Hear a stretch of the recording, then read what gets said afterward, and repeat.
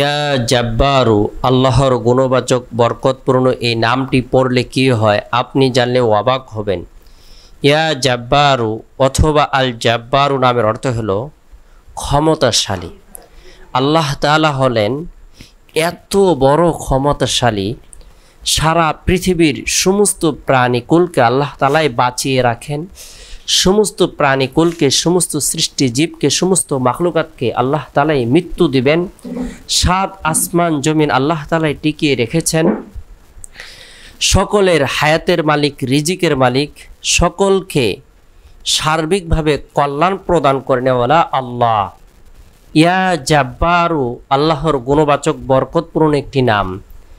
যে ব্যক্তি আল্লাহ তাআলাকে ক্ষমতাশালী মনে করবে, আল্লাহ তাআলা বিশাল বড় আসমান সৃষ্টি করেছেন, বিশাল বড় বড় সমুদ্র, পাহাড়, পর্বত সব কিছু নিজের ক্ষমতার দ্বারা সৃষ্টি করেছেন।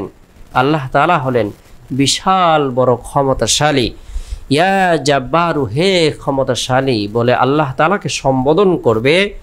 আর আল্লাহ তাআলার দরবারে কোনো কিছু কামনা করবে, বাসনা করবে, আল্লাহ তাআলা তাই তাকে প্রদান করবেন।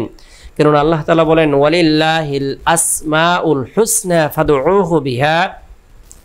আল্লাহ পাক রব্বুল আলামিনের জন্য রয়েছে সুন্দর সুন্দর নামসমূহ, সুতরাং তোমরা তার সুন্দর নাম ধরে আহ্বান করো, তাকে ডাকো। আল্লাহ পাক রব্বুল আলামিন তোমাদের ডাকে সাড়া দিবেন, তোমাদের অভাবকে দূর করে দিবেন, তোমাদের দুঃখকে দূর করে দিবেন, তোমাদের কষ্টকে দূর করে দিবেন।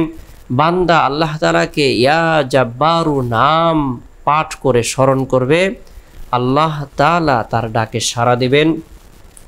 বিশেষ করে আমরা প্রত্যেকে আমাদের উদ্দেশ্যকে সামনে রেখে, আমাদের হাজতকে সামনে রেখে, আল্লাহ তাআলা যে বিশাল বড় ক্ষমতাশালী, আল্লাহ তাআলা কাউকে কালো বানান, কাউকে সুন্দর বানান, কাউকে আল্লাহ তাআলা উঁচু করেন, কাউকে নিচু করেন, কাউকে ক্ষমতা দান করেন, আল্লাহ তাআলা কাউকে আবার বেইজ্জতি করেন, কাউকে ইজ্জত দান করেন। সকল ক্ষমতাশালী একমাত্র আল্লাহ তাআলা। একথা বিশ্বাস রেখে পাক পবিত্র হয়ে বান্দা গুনাহ মাফের উদ্দেশ্যে তওবার নিয়তে ইস্তিগফারের আমল করে নেবে।